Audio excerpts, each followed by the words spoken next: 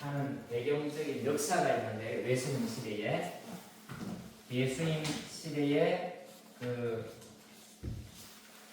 예수님이 태어났을 때 유대인의 왕이 어디냐 이랬더니 헤롯이 어떻게 했어요? 깜짝 놀랐죠. 많이 놀랐습니다.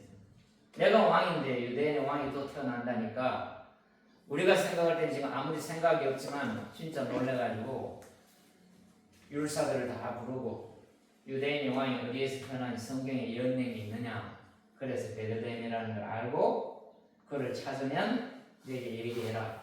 그럼 나도 거기 가서 경배하겠다. 그런데 속셈은 그 아이를 죽이려고 한 거죠.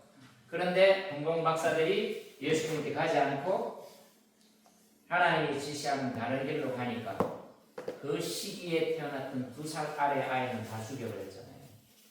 그러면 그런 시기에 지금 아무리 강력한 사람이라도 콕 찍어가지고 그 지역에 2살 아래의 아이를 다 죽일 수 있는 권세 있는 사람이 있습니까? 헤롯 대왕이라고 지칭했는데 그런 권세가 있었어요. 그런데 그의 권세가 끝났어. 그가 죽었다는 말입니다. 그가 죽었는데 그의 아들들이 있어. 그 아들들의 이름이 헤롯 안티파스라는 사람이 있고 헤롯 아켈라라는 사람이 있고 헤롯 빌립이 있어요. 결국은 이 헤롯 대왕이 죽고 나서 이 사람들이 분봉 왕이 되어가지고 자기 아버지가 다스린 데를 형제에서 4명이 이렇게 갈라서 다스렸다 그 말입니다. 그런데 그 다스릴 때에 분봉 왕이든 지금 온 세상 천지가 어디 지배에 있습니까? 로마의 지배에 있으니까 로마에서 황제가 너는 이 지역 왕이다 이렇게 해준다고 말입니다. 그걸 해줘야지 안 해주면 안 돼요. 근데 이제 아버지가 죽었으니까 여기 헤롯 아켈라오라는 사람이 내가 아버지의 뒤를 이어서 이 지역이라도 내가 다스려야지. 그래서 누구한테? 로마 황제한테 올라가서 소위 말해서 정치적인 청탁을 하러 가는 거예요. 그런데 이 헤롯 아켈라오라는 사람이 유대인들이 보기에 마음에 들었을까요? 안 들었을까요? 너무너무 안 들었어요. 그리고 헤롯 가문은 원래 정통 유대인도 아니야. 에돔 족속이에요. 그러니까 그가 왕이 되는 게 몹시 못마땅한 거죠. 그러니까 유대 당국 사람들은 50명의 사람을 모아가지고 이 사람이 여기를 통치하는 사람이 되면 안 됩니다. 그러기 하기 위해서 로마에 50명의 사절단이 이 헤롯 가문 몰래 올라가요. 올라가서 정치적인 또 다른 요청을 하러 가요. 그런데 어찌됐거나 결론은 어떻게 되느냐? 결국은 왕이라는 지칭은 안 줬지만 로마에서 이 헤롯 대왕의 아들들이 그 땅을 4등분해서 나누어서 통치하라고 권한을 줍니다. 권한을 주니까 권력이 있으면 어떻게 돼요? 나의 정적을 짓밟게 되잖아요. 그렇게 해서 그 당시 유대에 들어와 가지고 나를 반대해서 그렇게 지킨 사람들은 다 불러다가 무려 3,000명이나 십자가에다가 다 달아서 죽여버렸어요. 그런 역사적인 배경이 유대 사람들은 지금 다 아는 거예요. 그것을 예화를 가지고 예수님이 지금 말씀을 하고 계십니다. 이 머나의 비유는 마태복음 25장에도 지금 나와 있는데 마태복음 25장에 나와 있는 달란트 비유와 이 머나의 비유는 사실은 전혀 다릅니다. 비슷한 게 아니에요. 전혀 달라요. 꼭히 방법은 비슷하고 같은 것 같은데 여러 가지로 학자들이 내놓은 견해를 보면 달라요. 근데 지금까지는 비슷한 걸로 아니면 아니고 아니냐 이런 걸로 했는데 어쩌면 마태복음 25장에 나와 있는 그 달란트 비유보다 오늘 나와 있는 누가복음에 나와 있는 이 머나의 비유가 훨씬 더 강력하고 우리에게 중요한 것을 시사하고 있습니다. 다시 말하면 결론을 얘기하면 예수님께서 십자가에서 못 박혀서 죽으시고 부활하시고 승천하시고 다시 오시겠다는 겁니다. 주님의 재림을 강력하게 예시하면서 살아있는 너희들은 어떻게 살아야 될 것인가에 대한 사명감과 신실함을 예수님께서 당신을 따르는 사람들에게 지금 요구하고 있는 거예요. 오늘 주님이 그런 말씀이라면 우리에게도 동일한 방법으로 우리의 신실함을, 우리의 믿음을, 예수를 향한 우리의 신뢰를 보일 것을 요청하고 있는 것입니다. 지금 이 본문의 배경은 우리가 잘 알잖아요. 본문의 배경은 세상의 어느 지도자보다도 강력한 지도자로 그 유대 땅에, 식민지 땅에 자기 백성을 구하러 올 것이라는 메시아 대망 사상이 거기에 쫙 퍼져 있었어요. 그러니까 하나님도 그 시기에 예수님을 이 땅에 보낸 거예요. 그런데 설왕설래하는 거예요. 예수님께서 정말 우리의 메시아일까? 사람들이 그렇게 생각을 했을까요? 안 했을까요? 그렇게 했던 사람들이, 따르는 사람들이 제자들이에요. 그런데 익히 잘못 생각했던 사람이 가룟 유다야. 목숨 걸고 따랐는데 이 별거 아니네. 지금까지 따랐던 세월이 아깝네. 에이, 팔아버리지. 그래서 값없이 팔았지만 그가 그것에 가책을 받고 하나님 앞에 뉘우치지 않고 목을 매달아 죽는데 그것이 얼마나 비참한지 성경에 기록하기를 목매에 달한 것이 떨어졌는데 떨어진 곳에서 배가 터져서 창자가 나왔어요. 닭 한 마리를 잡아보세요. 그게 떨어져가지고 창자가 나옵니까? 잘 안 나오죠. 다 끄집어내야 되잖아요. 그 비참한 참상을 우리에게 보여주고 있는 것입니다. 그러니까 지금 이 말씀의 배경에는 메시아의 대망 사상이 충만한 상황에 있어요. 그런데 그때의 재미를 보는 사람들, 세상을 통치하고 있던 사람들, 이 사람들은 예수님을 싫어하는 거예요. 다시 말하면 헤롯 대왕의 아들인 아켈라오가 그 지역을 통치하는 것을 싫어하는 것처럼 예수께서 메시아로 온 것을 싫어하는 사람들이 그 시대의 지도자들이에요. 그때의 로마의 권력들은 예수님이 지도자가 되는 것을, 메시아가 되는 것을 싫어했을까요? 좋아했을까요? 싫어했어요. 그러나 그것을 간절하게 받아들이는 사람들이 있었어요. 힘없는 사람들, 막달라 마리아 같은 사람들, 예수님의 어머니 같은 사람들, 그분들은 어떠하든지 간에 예수님을 메시아로 생각했어요? 안 했어요? 하려고 애를 썼고 그들의 부분이 높았어요. 문제는 그들이 생각하는 메시아, 지금 예수님께서 혼자 생각하는 메시아 상이 너무너무 다른 거예요.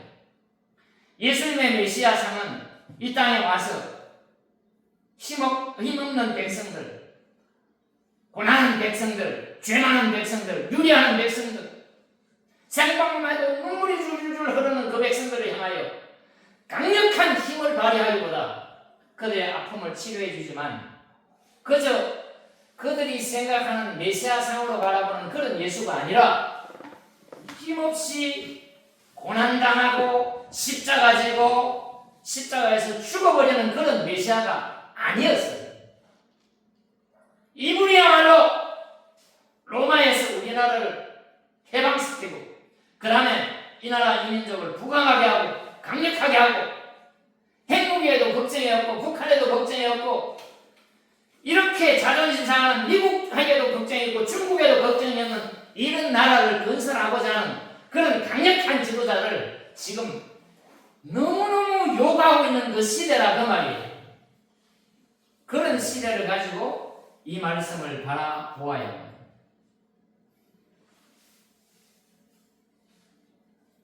그런데 지금 예수님께서는 그 일주일 어간으로 이제 누가복음 22장은 가장 긴박한 하루를 보냈다고 지난번에 세례 때 제가 말씀드렸잖아요. 지금 기간은 이 땅 가운데 가장 긴박한 일주일이 지금 가고 있는 거예요. 그 일주일 기간 동안에 예수님께서 예루살렘을 향해 가는데 예루살렘을 향해서 가지만 당신이 생각한 그 사람 한 사람을 그 마음에 여기고 지금 예루살렘으로 올라가는데 굳이 누구의 집에 들린 거예요? 삭개오의 집에 들렸다고 합니다. 그 삭개오의 집에 있을 때에 그 수많은 사람들이 이제 예수님이 예루살렘에 올라가면 하나님의 나라가 이루어질 것이다. 이런 대망 사상이 있었다고 말입니다. 그런데 예수님께서 그것을 고쳐주기 위해서 지금 이 머나 비유를 하는 거예요. 하나님의 나라, 너희들이 생각하는 그런 하나님의 나라가 아니다. 그러면서 예수님께서 10머나를 나누어 주는 거예요. 한 머나는 달란트 비유에 나오는 달란트의 60분의 1입니다. 그러니까 머나가 가치가 높아요? 달란트가 가치가 높아요? 한 머나는 1땅 100일분이에요. 1땅을 10만원으로 치면 1000만원, 1땅을 15만원으로 치면 1500만원. 비교적 사업하기에는 적은 액수예요. 그런데 그거의 60배니까 달란트는 그 60배면 그냥 1000만원에 60배면 얼마예요? 6억 정도 됩니까? 큰 돈입니다. 달란트는. 머나는 적은 양을 하나님께서는 우리에게, 여기는 은수에게도 또 저에게도 앉아있는 여러분 모두에게 몇 머나씩 나눠줬어요? 한 머나씩 줬어요. 한 머나씩 나누어주고 그것을 가지고 장사하라는 거예요. 그런데 1000만원 가지고 뭔 사업을 해? 이런 사람이 있어요, 없어요? 1억도 돈이 아닌데 1000만원 가지고 뭔 사업을 해? 요렇게 생각한 사람이 한 머나를 수건에 싸가지고 그냥 집에 던져놓은 거예요. 이게 지금 얼마나 형편없는 짓인지, 이 시대에 재판을 할 때 돈을 보관하는 방법이 두 가지가 있었어요. 한 가지는 깊이 정말 잘 지키기 위해서 어디다 갖다 묻어? 밭에다 갖다 묻어. 그 다음에 한 가지 방법이 그냥 나중에 이렇게 수건에 싸가지고 던져놓는 거예요. 그런데 수건에 싸서 던져놓은 거는 법적으로 보상을 못 받아. 그런데 내가 간직한다고 잘 숨겼어요. 우리 밭에 가서 깊이 숨어놨어. 그게 없어졌어. 그러면 오늘날 말하면 그건 보험에 가입했다면 보상을 받을 수 있는데, 너처럼 그렇게 간직한 거, 그거는 대상이 아닙니다. 이렇게 아주 가치 없게 보관한 것이 오늘 마지막 한 머나를 수건에 싸서 보관한 거죠. 그리고 그가 뭐라 그래요? 예수님에 대해서 사실은 폄하를 하는 거예요. 그 돈을 준 사람을 대해서 그 사람을 해치지 않은 것에서 거두고 뭐 일하지 않았는데 더 많은 것을 요구하고 이런 식으로 얘기합니다. 그 예수님이 야단을 칠 때 뭐라 그래요? 네 입술의 열매대로 내가 너를 판결해서 처분하겠다. 그리고 결국은 어떻게 됩니까? 죽여버리잖아요. 예수님이 지금 그렇게 얘기하는 겁니다. 그러니까 오늘은 이 말씀을 가지고 우리가 뭘 생각해야 되냐면, 우리 모두는 하나님이 한 머나씩을 받은 거예요. 그러니까 한 머나씩 받은 걸 가지고 한 사람은 몇 머나 남겼어요? 10머나를 남겼어요. 그 10머나를 남겼는데 그 사람의 고백이 참 재미있어. 우리 성경에는 그런 뉘앙스가 없는데 한 머나를 남긴 그 고백이 영어 성경 두 군데에 가서 보면, 저한테 한번 읽어보게 하고 싶었는데 그냥 들으세요. 우리 뭐 영어로 저도 발음이 잘 안 되고. 영어 성경에는 이렇게 얘기해요. 당신의 한 머나로, 따라해볼까요? 당신의 한 머나로 또 다른 10머나를 남겼나이다. 또 다른 10머나를 남겼나이다. 원인이 누구한테 있어요? 주인한테. 당신이 주신 그 한 머나로 내가 10머나를 남겼다. 우리 중구가 이제 미국에 가서 공부를 해가지고 또 좋게 앞으로 잘 됐어요. 엄청나게 잘 됐어요. 그런데 어느 날 우리 작실교회에 와가지고 고백을 할 때, 당신들이 주신 기도와 당신들이 구원한 그것으로 오늘날 내가 여기까지 앉았습니다. 이 고백을 할 수 있어야 된다는 겁니다. 모든 사람들이 그렇게 고백해야 돼요. 목사도 동일합니다. 우리 넉넉하게 받았어요? 적게 받았어요? 우리 박인식 집사님 넉넉하게 꽤나 있었잖아요. 우리에 비하면 꽤나 있었잖아요. 우리 작식교회에 지금 꼭 맞는 말씀이 오늘 이 말씀이 온 거예요. 우리 작식교회 사회의 이 크기에, 이 설교는 지금 여기에 꼭 맞는 설교야. 순복음교회 큰 교회는 별로 안 맞는 거예요. 그 엄청난 걸 받아가지고 엄청난 걸 얘기했거든요. 우리 보고 이런 일이 있을 때, 조그만 어떤 일을 우리가 이루어냈을 때 당신이 주신 그 한 문화로 또 다른 열 문화를 남긴다. 누구를 높이고 있습니까 지금? 주인을 높이고 있는 거예요. 주인이 기분이 좋을까요 안 좋을까요? 좋아가지고 칭찬하잖아요. 칭찬하면서 몇 꼬를 준대요. 10꼬를 다스리는 권세를 준다 그랬어요. 그런데 그 한 문화도 내 것이요 주인 거예요. 근데 10꼬를 주는 걸 가만히 보면 그거 다 주인 뺏어가서 나한테 고스란히 줬어요. 나한테 고스란히 주고 있잖아요. 그 다음에 잘 이해하지 못하는 다른 사람 한 문화까지도 그 사람한테 주고 있는 거예요. 다시 말하면 주님께서는 우리 모두 각자에게 저를 보세요. 저를 보세요. 우리 모두에게 주님께서는 다 한 문화씩을 줬다니까요. 없는 사람이 없어요. 이것을 귀하게 여기느냐 하찮게 처지하느냐 그 부분이. 적지만 하나님께서 우리에게 한 문화를 주셨는데 주신 그것을 가지고, 주님이 주신 그것을 가지고 또 다른 한 문화를 남기는 거예요. 그 권세. 그런데 하나님께서는 그것을 칭찬할 때 착하고 충성된 종이라, 피스티스라 그래가지고 신실한 종이라고 해요. 신실한. 너는 참 신실하고. 그죠?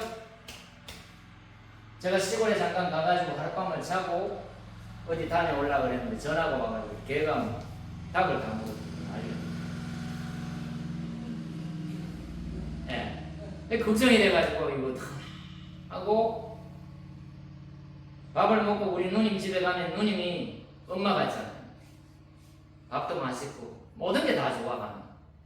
그게 하룻밤 자야 되는데 밥만 먹고 올라와가지고 급한 마음에 올라가지고 후레쉬도 없고 휴대폰 후라시키고 이렇게 했더니 뭐가 이렇게 보니까 닭사건 이놈이 와가지고 막 좋아하고 거의 신실한 표식을 저한테 하는 걸 보고 제가 다 용서를 했어요. 아니 이것도 어디가 잡냐, 이거 어디 가서 사직에 와가지고 잘못하면 어떡하냐. 그런데 와가지고 그냥 이 와가지고 이렇게 비비고 앞다리 들어가지고 이렇게 걔가 그럼 완전히 그렇게 하고 있는 거예요. 전혀 다른 얘기지만 그 감정이 있잖아요. 하나님 앞에 신실함이, 우리가 예수님 앞에 신실함이 그렇게 드러나기를 주의 이름으로 축원합니다. 우리가 바른 한 문화, 그것은 저의 목표일 수 있고, 우리가 신경 쓰는 한 사람, 그 한 사람을 교회 데리기 위해서 우리가 애를 쓰는 것, 모자라지만 부족하지만 힘들지만 그것을 꾸준히 계속하는 그 신실함을 오늘 주님께서 우리에게 요구하고 있는 거예요. 에이 그까짓 것 아니요, 주님은 그렇게 생각하지 않습니다. 그래서 베드로가 그걸 깨달았어요. 베드로가 그걸 깨달아가지고 예수 권세가 베드로에게 있었습니까 없었습니까? 예수 권세가 베드로에게 있었는데 어디 가다 보니까 봉사 하나가 깡통을 들고 구걸하고 있는 거예요. 그러니 그가 주님이 주신 권세를 꺼낸 거예요. 내가 내게 명하노니 은가금은 내게 꺼냐 나사렛 예수님은 일어나라 그랬더니 그가 일어납니까 안 일어납니까? 사실은 깡통을 든 사람이나 베드로나 가진 걸로 생각하면 비슷하고, 깡통 든 사람보다 재산이 별로 더 없었을지도 몰라 베드로가. 그러나 그 베드로에게는 재산상으로 보면 그 것이나 베드로나 비슷하죠, 그죠? 그러나 그 속에는 예수가 준 권세가 그 속에 있었는데 그 권세를 활용하니까 열 문화를 내는 주님이 주신 그 한 문화로 주님의 것으로 또 다른 열 문화를 내가 남긴다. 그랬을 때 주님이 엄청난 칭찬을 하잖아요. 근데 칭찬은 그냥 10꼬울이 문제가 아니라 5꼬울이 문제가 아니라 10꼬울을 다스리는 권세를 줬다 그랬잖아요. 그러면 그 한 문화 속에는 주님께서 우리에게 뭘 주어놨다는 겁니까? 하나님의 권세를 우리에게 주어놓은 겁니다.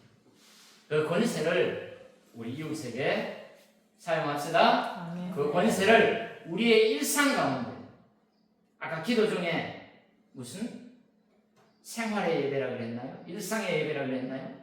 그게 우리 속에 나타나야 돼요. 권사님 기도할 때 제가 얼마나 부끄러운지. 어려운 교회들 한 명 한 명을 붙들고 애써서 기도해야 됩니다. 그런 참으로 우리 찬송 한번 해보려고 합니다. 제가 뽑은 찬송이 317장 내주 주신 내주 예수 주시는 이어서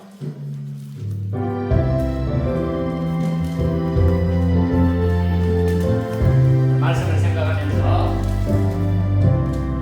내주 예수 주시는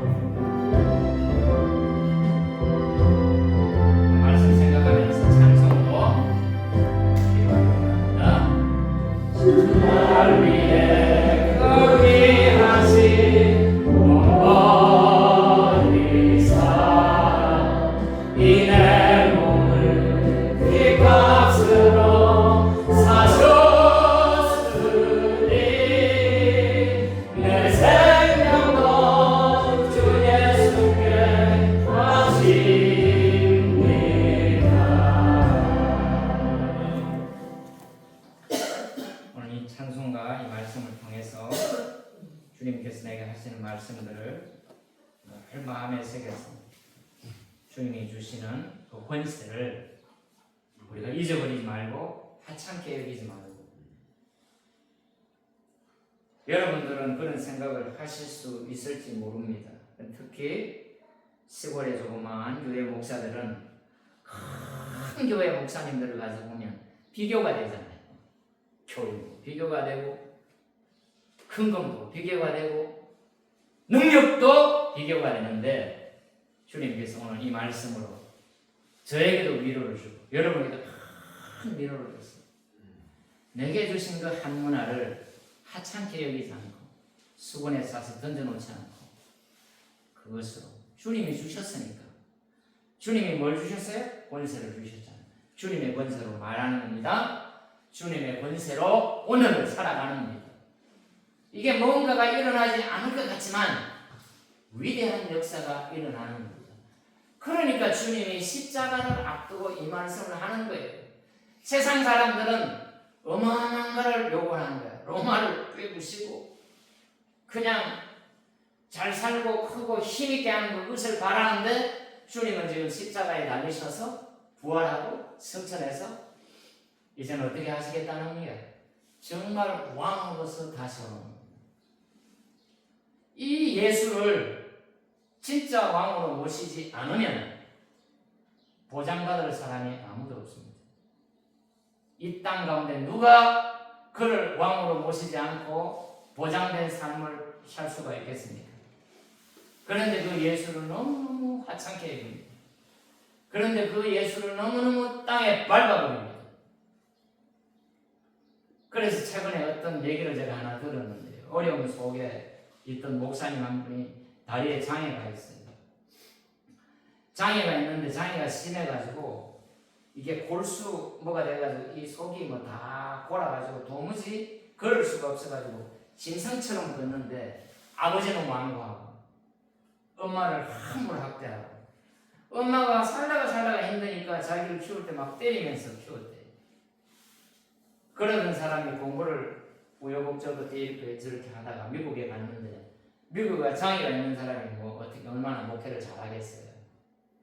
지금 실존 인물인데 지금 그분 잘하고 계십니다. 그런데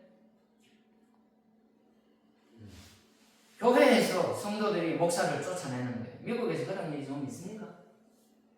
엉망 있습니까? 쫓아내는 거예요. 쫓겨날 때는 교인들을 원망하고 마지막 설교를 할 때는 교인들이 한 60, 70명 앉아있는데 자기를 괴롭히는 집사 이름 직접 끌어내면서 너 정말 잘났어? 견딜 수 있어? 이렇게까지 하고 나왔다는 거예요.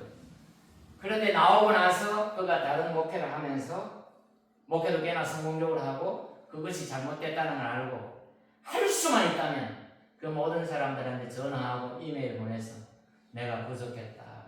내가 잘못했다. 내가 부족한 목사였다. 이런 얘기를 하면서 잊을 수 없는 말을 한마디 하는데 그분이 하나님께서는 목사보다 교회를 더 귀하게 여깁니다. 교회를 깨는 것을 주님이 그렇게 싫어한다. 누구보다? 목사보다 하나님은 교회를 귀하게 여깁니다. 교회가 누굽니까? 예수 그리스도를 품에 안은 우리 한 사람 한 사람이 교회예요. 이 교회를 깨는 것은 주님이 싫어합니다. 그런데 얼마나 다반사한 일들이 오늘날 이 땅 가운데 일어나고 예수님 앞에 함부로 손가락질하고 개독교라고 얘기하고 먹사라고 얘기하는데 그 사람들이 앞으로 주님께서 다시 재림하면 설 자리가 있겠습니까? 저는 없다고 생각합니다. 절대로 기죽지 말고 주님 앞에 이 땅에 예수 믿는 사람으로 저는 이 말씀 앞에 당당히 살아가면서도 겸허하게 살아가기를 원합니다. 이 땅에 어떤 제국도 어떠한 권세자도 아무리 힘이 큰 통치 지도자라도 그 사람은 예수가 필요할 뿐이지 예수를 폄하할 수 있는 능력도 힘도 아무것도 없는 사람들입니다. 우리 지금 매스컴에 막 나오잖아요. 떠들고 힘세고 뭐 다 해봤자 그 사람은 전부 예수의 은혜가 필요한 사람들이에요. 그런데 오늘 시간이 갈수록 나이 갈수록 교회는 폄하되고 코로나 이후에 어떤 회사는 너 교회 갔다 와서 안 갔다 와서 이거 조사해가지고 교회 갔다 온 사람은 디스하고 고가 정치에 반영하고 이런 사회까지 있으니 어쩌면 우리가 살아가는 이 앞날의 신앙생활이 힘들지도 몰라요.